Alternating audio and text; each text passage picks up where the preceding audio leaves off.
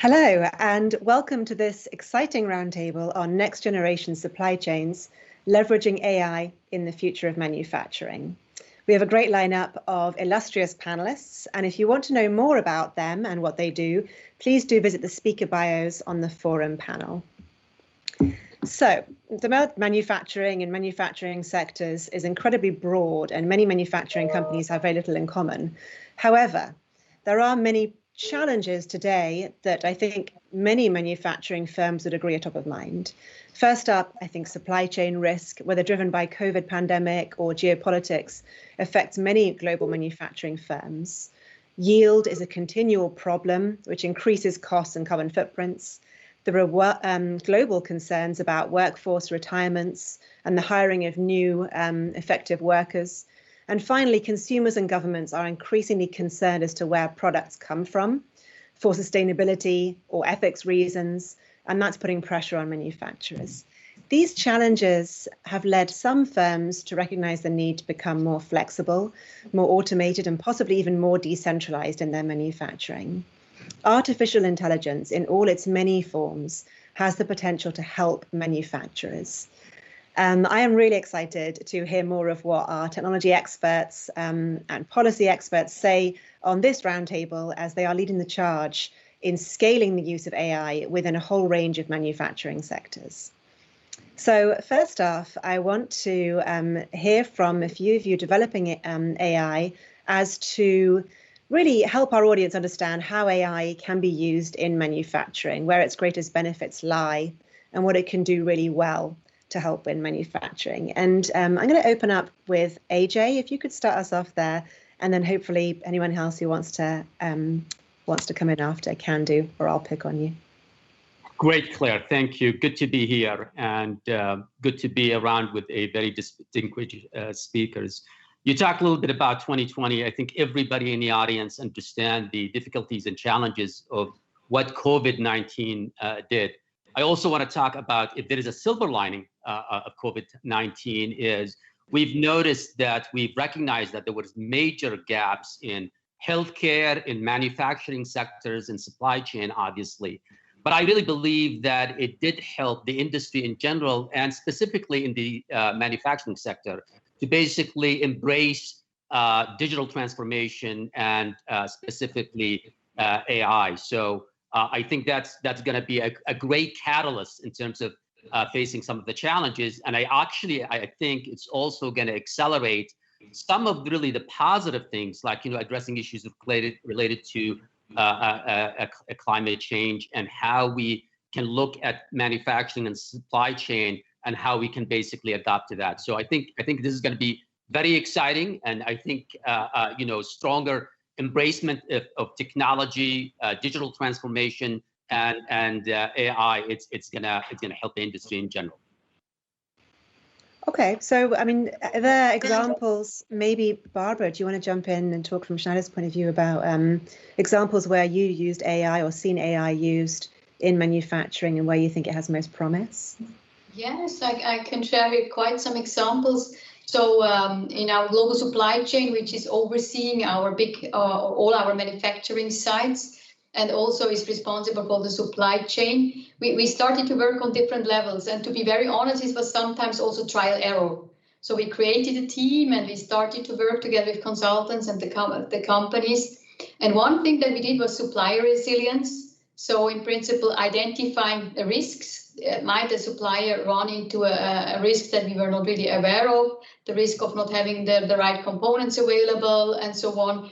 So, and also simulate what would be the business impact in our factory if a supplier would not be here anymore.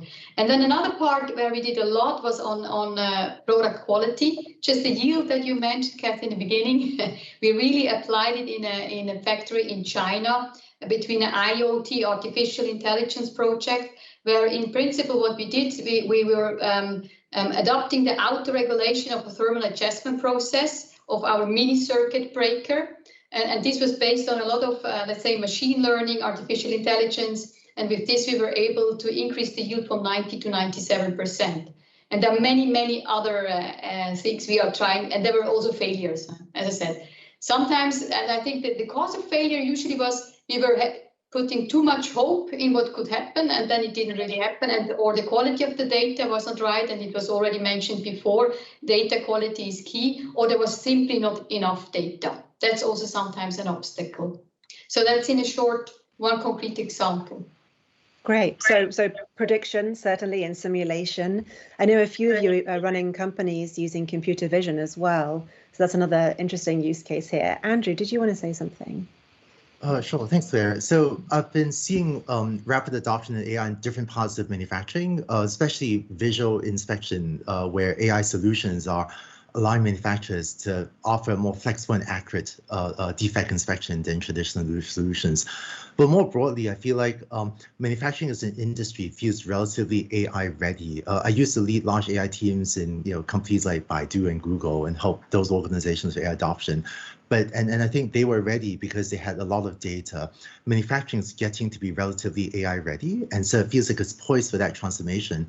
But even though we read in the analyst reports, supposedly AI would create how many trillions of dollars in manufacturing and other industries, candidly, almost all of that value has not yet been realized. And we see lots of small scale proof of concepts, but there are systematic problems that we collectively still need to get through in order to realize that huge amounts of value. I think, for example, a lot of companies are struggling with the cost of customization. I think that we as a society, we've figured out how to build a 200-person engineering team to go build an ad system that generates over $1 billion in revenue. But in manufacturing, there's a long tail problem where I see tons of $1 to $5 million projects. That's difficult to get the economics of that to work because of the cost of customization. So I feel like I'm excited by innovations in visual inspection, supply chain, many aspects of manufacturing that can find ways for us to get a lot of these tens of thousands of $1 to $5 billion projects done, which would create tremendous value for manufacturing. Yeah, definitely. I think many of you would agree. I see you nodding about this idea of AI being a lot of them small consulting projects rather than scaling. Shai, did you want to jump in here? I see your hand up. Yes, thanks. I think that we've used during the Corona, we were extremely we were working on the silver line that AJ was talking about, and what we've seen is a complete integration from the mining, from where the droids are picking up the rough stones, the diamonds, to the analytical phasing and plotting, where we borrow a lot of the technologies from the health industry and the MRI industry, all the way to pricing engine and grading. And not only have we used AI in an environment which has previously been with a cloud of secrecy, not only are we putting the data out there, but it really helps, and maybe that's the point of Andrew, is to bring in this young talent, and all of our groups are 20-something years old, which are just which love to see how they can use these data and how they can build applications for it. So it's a bit of the chicken and the egg. We were certainly good to go with the advancement, and that in turn has made us a more likable place to work for the young off school. Great. Yeah, that's great to hear that that's happening in the mining sector. I think sometimes we can see manufacturing as being one of the more old-fashioned, or certainly heavy manufacturing being an old-fashioned industry to work in. But yeah, your point, there are lots of young people, and there are lots of interesting businesses launching, and finally data hopefully becoming available. Kurt, did you want to step in?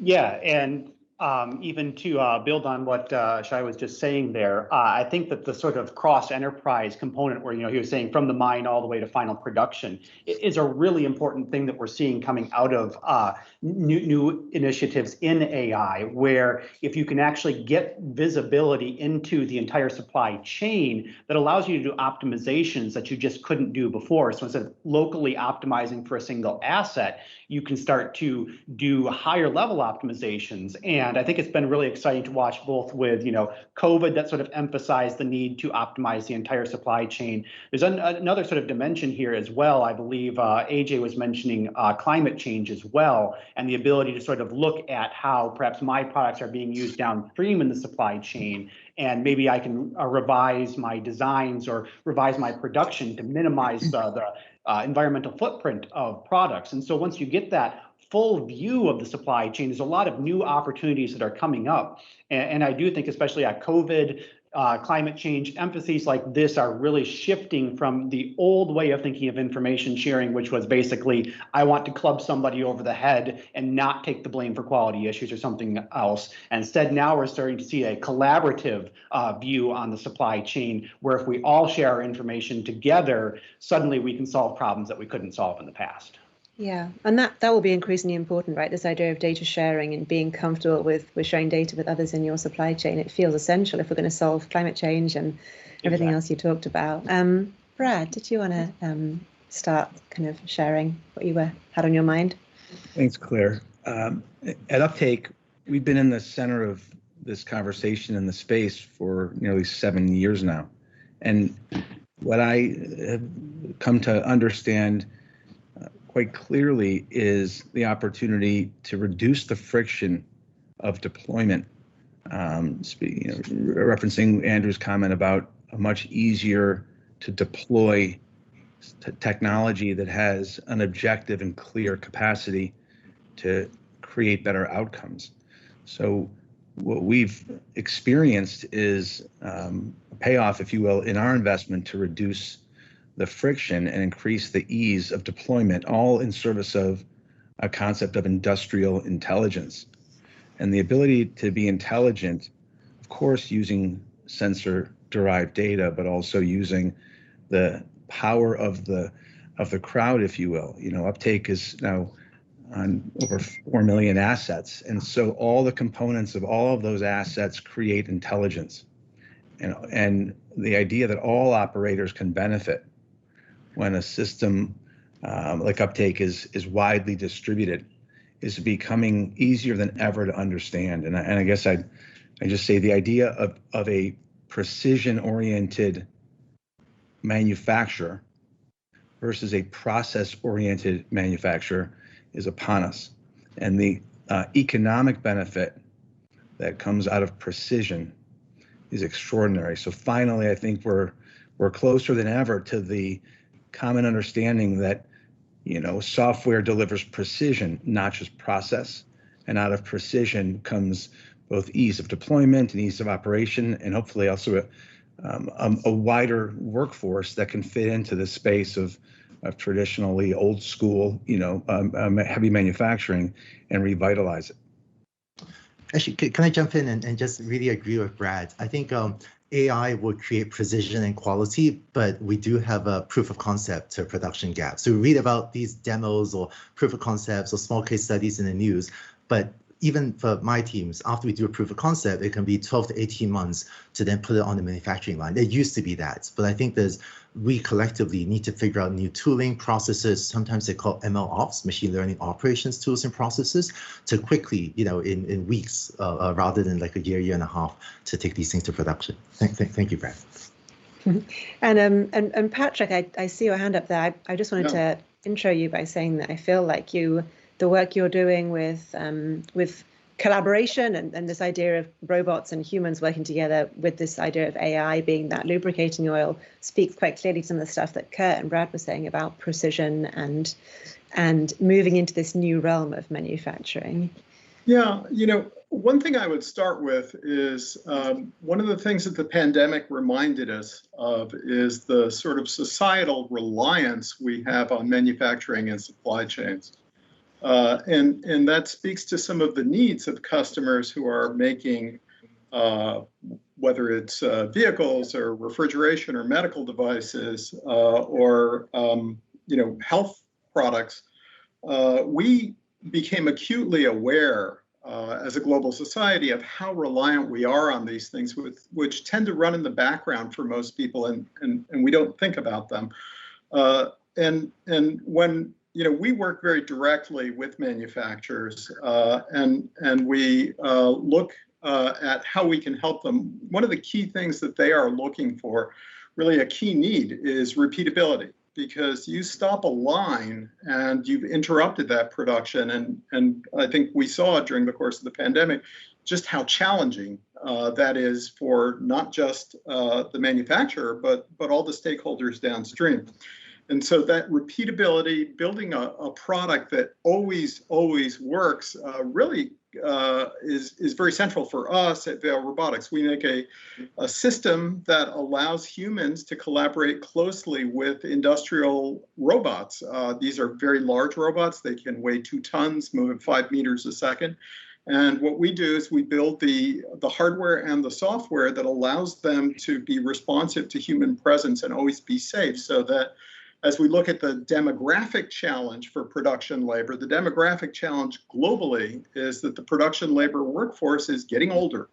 And production laborers who are older, who had traditionally been forced to do things like moving heavy objects themselves to fixture them or to place them for assembly, those production workers cannot do that anymore. And if we want to create better ergonomics, better working conditions for them, one of the things we need to do is look at how we can bring together the power of robots with the ingenuity of humans. And that gives you greater flexibility, better productivity, and better ergonomics. Thank you. Mohammed, I'd love to hear from you and where you sit in the Ministry of Commerce and Industry, how you see AI fitting into your manufacturing strategy. Thank you, Claire. I would like to continue from where Patrick ended up, like the production labor and getting old. From a state of Qatar, a small state of Qatar, where manufacturing activity is not considered one of the top priorities in the country, it will be very difficult to promote it because of different reasons. One of them is labor. So where we can see is that now we define different sectors that we want to target within our manufacturing strategy. And whenever we want to promote these sectors, it will be very difficult. If you talk about availability of resources, if you talk about technology. So the way that we see that how AI can help us in the state of Qatar, it can reduce cost. My colleagues here mentioned a lot of examples how to utilize the data, how to put them in a way that can understand the business itself. We were internally discussing in the ministry the concept of digital twin. Digital twin concept is that you can replicate physical entities, devices, people, processes, and make a model-driven decisions. This helps us really in the ministry promote sectors in a much cheaper way, more cost-effective way. And this can also direct us which facilities or manufacturing sectors that we want to focus on and which one that we don't want to focus. We engage with research and development entities, trying to also utilize, their initiatives. We have QSTP, Qatar Science and Technology Park, where they are promoting advanced technology, 3D printing, research in these areas. The reason that, again, end products from these initiatives will end up in our manufacturing facilities. So in a state like Qatar, a small nation, AI is adding a lot. 3D printing, as another example, also is adding a lot. Because for us, when we did the studies, also it showed us that, okay, and production is smaller units, much cheaper once you have the prototypes ready using 3D printers, more flexible to change and enhance the process itself. So it's really added a lot to a state like Qatar. Great, thank you. So we've talked a bit about some of the ways we think there is a new era of manufacturing coming along, whether it's through precision, as Brad was saying, and Patrick or Kurt was talking about this idea of more and more data, and Andrew's point that manufacturing finally feels like it's at a place where it can adopt AI well. I'd like to pose the idea to you that we've time traveled to 2030 and the AI has been deployed well in manufacturing. What are the really big in your minds, if you indulge me, what are the big changes in manufacturing you think we'll see in the next decade? For instance, Mohammed's point there about AI being able to help smaller nations, maybe with not, who today haven't focused on manufacturing as a part of the economy, maybe they can do. Maybe the factories will be much smaller, or maybe AI will actually help the mega factories. Will AI shift the where we manufacture things based on cost?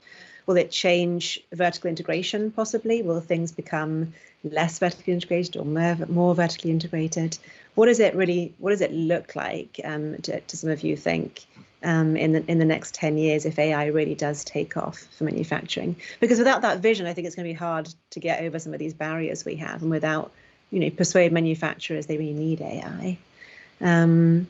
So with that ambitious question, Kurt, I see you nodding. Do you want to have a stab at it? Yeah, I guess I'll start. It is an interesting topic. In a way, it reminds me of a flashback to, say, the late 1990s, early 2000s with the dot-com revolution. And there was all this debate around, is this technology going to make companies bigger or smaller? As technology breaks down barriers between companies, does that mean we're going to have lots of boutique shops, or are the big companies going to win? Some might argue the big companies won out of that, but nonetheless, it seems like perhaps a similar argument about whether or not AI is just going to make everything so efficient that we need just a few mega huge factories, or is it going to help us sort of break down the challenges of coordinating across the supply chain so we can have, as you were talking about, the more distributed, trying to put manufacturing closer to the end user. I call myself a little bit of a technology optimist. And so from that perspective, I love the vision of a world where we have lots of small manufacturers distributed around the country, minimizing those transportation costs, allowing you to manufacture towards local tastes, all that sort of stuff, where everybody can still run an efficient manufacturing operation, where because they have good data, because they have good AI, they can compete on efficiency at the same level where in the past you would have had to have the giant vertically integrated mega manufacturing sites. So I would say I am biased towards that as the future, though I will admit that perhaps is as much out of my dream for the future as opposed to the underlying economics of the world. Yeah, well, no, that's great. We can do your dream, and I like some of what you said there. Barbara, I see your physical hand up.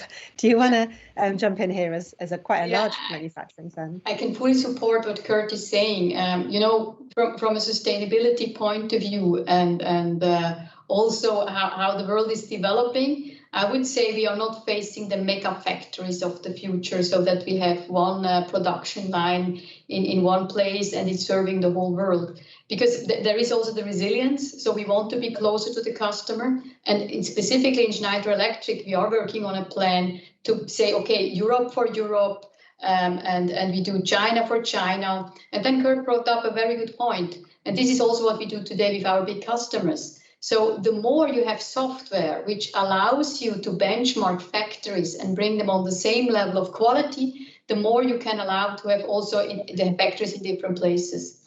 And also what I think what will happen is that the future manufacturing will be much more agile. So for instance, we bring now a rather disruptive new software-centric automation solution to the market. It's called universal automation. And it's more open. It allows you to run a PLC on different hardwares. It doesn't need to be in a dedicated hardware. You can interconnect much easier. And this allows, of course, in a production line to be much faster in changing things. And you can do this because you have the data, you have the analysis, what to do, and is it artificial intelligence or machine learning? But by bringing this software-centric and digitalization means you will be more agile to adopt also to the future needs. And that, again, would talk more to smaller factories serving specific segments, whatever, and survive like this. So similar to Kurt, I don't believe in the mega factories. Great. Andrew, did you want to share your opinion here? Sure. So rather than commenting the size of physical plant, I do have a prediction about the size of companies, which is that internet and AI is leading to concentration of power.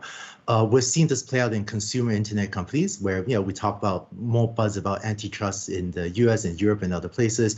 So consumer software internet is getting to be supposedly a relatively concentrated industry. What not many people realize is that as the internet and AI get into other industries, including manufacturing, but many others as well, this will also lead to concentration of power. In fact, look at what the ride-hailing companies have done to the taxi industry, which traditionally wasn't a concentrated business, or some e-com retailers have done to retail, which traditionally wasn't concentrated. This pattern, I think, will play out in other industries as well. And the pattern is that the internet allows larger entities to collect data from all around the world, all around the country, to a central, data center headquarters. AI allows these entities to process the data, to push back out conclusions or data or decisions, high quality decisions. And this, therefore, the pendulum is swinging toward concentration of power. This is actually something that I think governments and citizens. Yeah. So perhaps decentralized smaller factories, but all the data more centralized with larger service providers, possibly. Patrick, sorry. And to corporate leaders, one of the worst things that could happen to you is if your industry concentrates to become a winner take most or winner take all, but you're not one of the small handful of countries or corporations. So this is why I see a lot of urgency at the corporate leadership level to figure out AI. And then if you're figuring out, start with a small proof of concept. It's okay if your first project is a $100 million project. Do a $1 million project, get that working, and then gradually ratchet up. I find that to be a more successful roadmap for company executives to figure out AI than trying to do the giant project. This is true for both countries and companies, in my opinion. Yeah, so I would respectfully disagree with the pattern matching you're doing here, Andrew. The network externalities of social media led to a lot of the concentration that we see in consumer-facing software in particular. I think there are other trends in manufacturing that are actually different. One of them is the shortening of product cycles. So you used to make the same refrigerator for 10 years, now you don't. Mass customization. The need to be much more responsive to quality issues because consumers aren't waiting around for some consumer quality magazine issue to come out. They know immediately if a product doesn't work. These are actually all good things from the point of view of the consumers of manufactured goods, the responsiveness of manufacturers. They do pose challenges to manufacturers. And so in particular, I would say that manufacturers need to be much more flexible today, as Barbara was saying. And in order to be flexible, the vision of the lights out factory, the kind of massive infrastructure investment that goes into, say, a semiconductor fab or something like that, that's not going to apply across the board.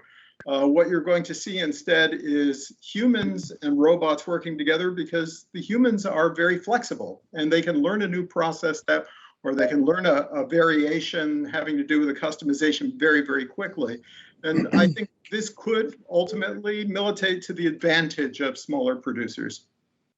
If I could maybe jump in here and my view is I fear the vision that Andrew is describing, and I aspire towards what Patrick's going for. And I think the big question here is the sort of enterprise view on the data. And if you have data only within a manufacturer that is, say, highly vertically integrated, so that one company can control that data and optimally use that data in better AI, then that's going to tip the scales more towards the Andrew world where you've got the information to really dominate. Whereas if we can actually efficiently share information across the supply chain so that the benefits of that supply chain are also shared, and so we can apply AI from everybody from many small manufacturers, then we can get towards the sort of lowering costs that Patrick's working on. So I think that it really depends on how we share our information in the future, who gets that data, and so they're optimized with that data. I feel like we've learned to build tech stacks that are massive, but also highly responsive to the individual. So I feel like collectively we've learned to do those things. We'll see how the future plays out. Exactly. Shai, you've been waiting patiently to share. Do you want to tell us what's on your mind? Yeah, sure. Thank you. We are in a very unique position where we are one of the smallest. We are one of the smallest manufacturers of diamonds in the world, but we are the biggest in Europe. So we can be both we can play both the small and the big card here. And I want to ride on the wave of optimism of Kurt to say that, for example, now we are requested to mimic our 80 people factory in Botswana. And without AI and without taking all this savoir-faire that we have learned in Antwerp, to mimic such an operation in Botswana would have been simply impossible. So the way we see it is small manufacturing facility in 9 countries that are able to share information in such a way that only 5 years ago would have been so expensive. And I think the other side of it is probably the authenticity or this moment of truth that we are collecting through our data. And everybody's saying we are the best, but I think in 2030 we are really able to measure carbon in such a way, or measure impact in such a way that will not just make our facility, will enable our facility, but also will define our product in a way which we cannot define it now, and will really distinguish those who do what they say and those who just ride the wave of high quality. Yeah, that's a great point. So AI and data availability generally is not just going to make products possibly better and cheaper. It'll actually start differentiating between different products that might look the same, but we assign different value to them because of the visibility of their provenance and things, which is very interesting if you think about small factories, as you were saying. AJ, did you want to share something? I do agree with my colleagues in terms of I see a future where we're going to have decentralized manufacturing. And I hate to keep going back to 2020 and COVID, but I believe the world post-COVID is not going to be the same as before. But I see it also in a positive way, doing things that we can do to improve a lot of our processes. One thing we need to pay attention to as we move into these decentralized manufacturing facilities, it is important to understand that they're going to add a degree of complexity. So it is important to understand we have to implement the right systems, to face these challenges. So from an AI point of view, it is important to understand we cannot just have AI in silos.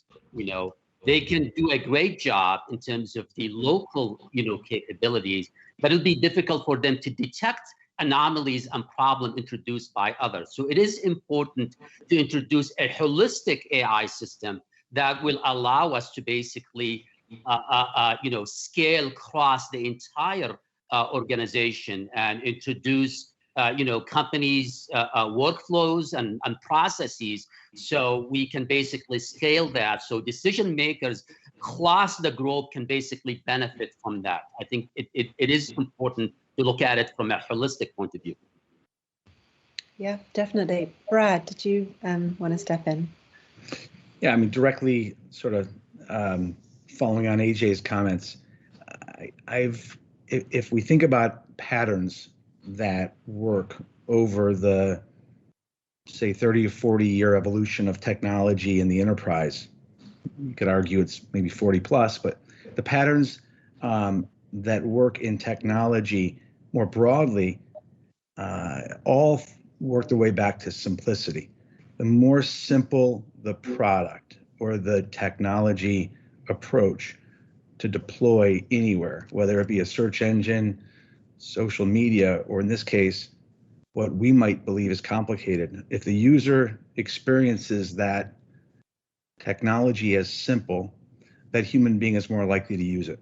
That's a pattern that I found to be true.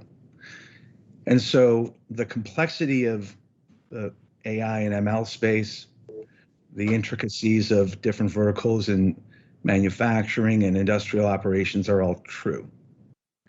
But that doesn't mean that the software that solves problems that we're discussing have to be complex.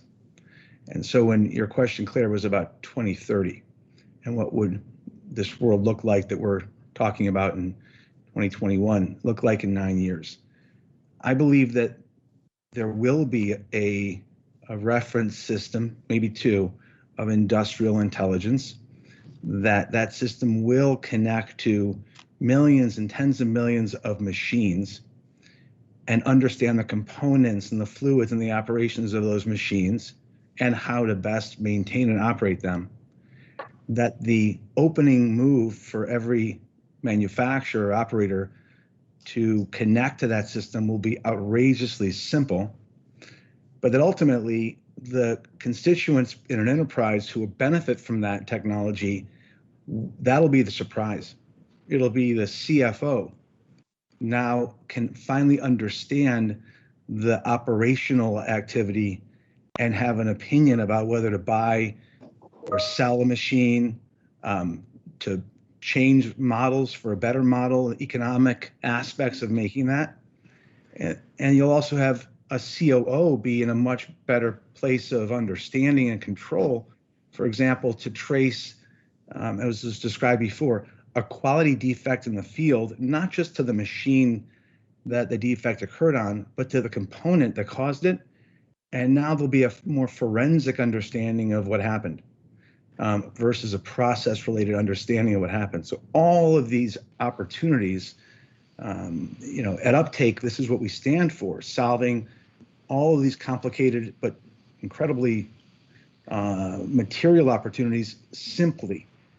So the simplicity is sort of on top of massive complexity. So that's, I would say, a broader stake of constituents who care a lot about and use what we're talking about in enterprises, and a radically simple way to start so that those who start simply can then expand within an enterprise, and this can actually deliver on its promise.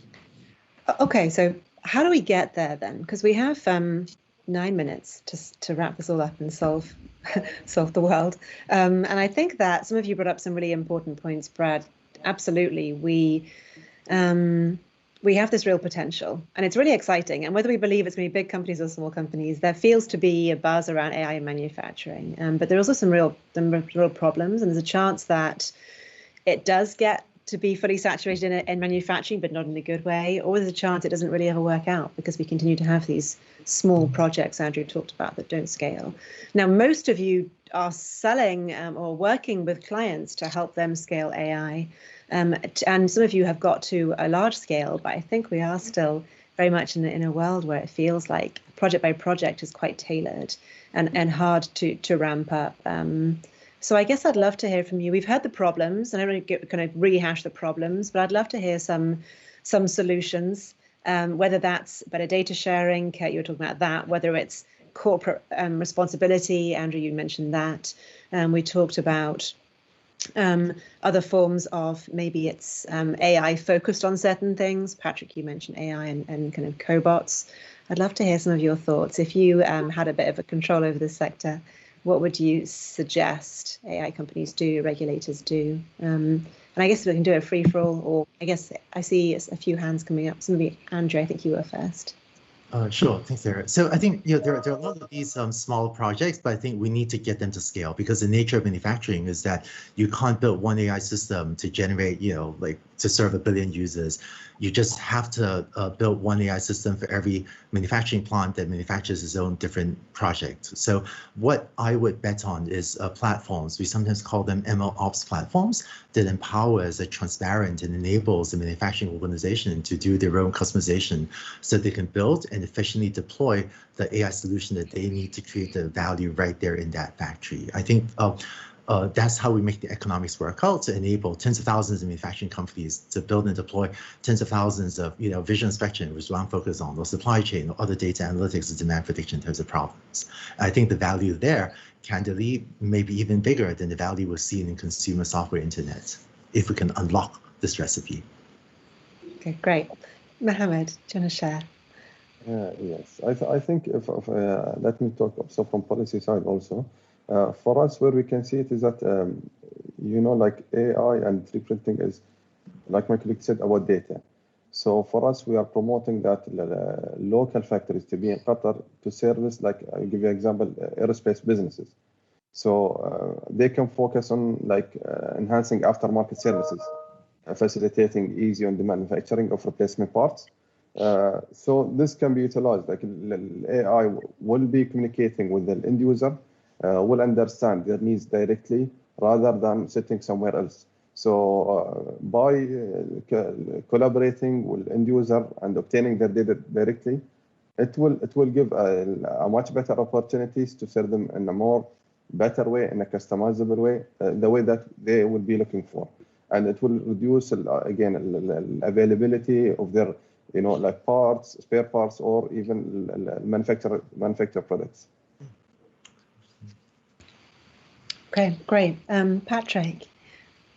Yeah, we've been talking about AI writ large, AI as a thing that's going to transform manufacturing, and one of the difficulties I think with AI writ large is it hasn't always succeeded. So, for example, 5 or 10 years ago, there were a lot of automotive companies that were very concerned that no one was going to drive their own car anymore because autonomous cars were going to be a reality immediately. And of course, that hasn't worked out. And the issue is, when you think about manufacturing, manufacturing is about transforming inputs, very physical inputs, into value-added products at the output. And so there are particularities to every manufacturing process. And so rather than taking a sort of top-down point of view, I would suggest that one of the places for us to concentrate is being a little bit more humble and taking a bottom-up point of view and accepting manufacturing as what it is, which is very physical, and then concentrating. So, for example, certainly, as Andrew was saying, visual inspection, absolutely crucial, improves quality, reduces waste, et cetera. There are other domains, maintenance, as Brad was talking about, monitoring, finding places to improve processes that way. But I would be very careful about saying AI writ large is going to make the smart factory of the future, because the smart factory of the future has always been in the future. And because of the particularity of the physical world, it will stay there if we just think of it in terms of grand visions. Okay, so a word of warning. As we close, I think I have a couple of, maybe 2 or 3 more people can comment. So Kurt, you have your hand up. Yeah, so first of all, just want to briefly sort of double underline what Andrew was just saying about, of course, scalable data. Of course, as a company, coming from a company that sells a data platform, my marketing department requires me to say that. But that is really a critical item to get as much data in the hands of the end users as possible so that we can truly democratize analytics. And then leading off of that, also, we need to think about how we make sure that our end users can use this technology. And, that can be everything from, I'll call it the old school veterans who just, it's a new world to do data oriented operations, to younger, the next generation of plant floor operators who they are certainly familiar with technology, but may not yet be used to how you sort of ask questions and operate within a data context. And so there's still a lot of education that has to happen overall. Definitely. Shai, did you want to share your thoughts? Yeah, I'm aware of the time, so I'll be very short, but I can tell you that what we're doing now is we're trying to really use AI and ML as a time capsule. We have a lot of talent which is towards the end of their careers, in their 60s or in their 70s, both physical and knowledge. And there's a phenomenal amount of knowledge here in Antwerp regarding diamond manufacturing, and we're really investing a lot of time and effort in how we can put it in a box and then use it as a part of a brain for the rest of the operation, and then how we can really not just teach the young people now, but how we can use whatever we are capturing now with AI and ML and implement it throughout every facility. So it's super exciting. Yeah, definitely. I can see, Barbara, I think you got your hand up. I'm sorry if I didn't see you earlier. Do you want to share briefly, because we have about 40 seconds left? So I would really like to emphasize again, in the B2B business, we have the big issue that we don't share data. We are really in silos, and this is extremely dangerous. So everybody in his silo thinks my data is worth more than the other ones. And we have really many players who have their own cloud and they want to go here and there, and then they don't have enough data. And again, scalability comes with the data. And I think it's really asked for, specifically also in Europe or in the US, to push that in the B2B area, we share more data and therefore then also can make a business out of it. That's for me the biggest obstacle at the moment. Great. That's a great point. In fact, you all made excellent points. I found this really interesting. Appreciate all of your time. I know you have lots of things you could be doing with this hour. So I'm hoping our audience really found this very interesting and insightful, and lots of food for thought as we go away and try and work on some of these problems together. So thank you all so much for your time.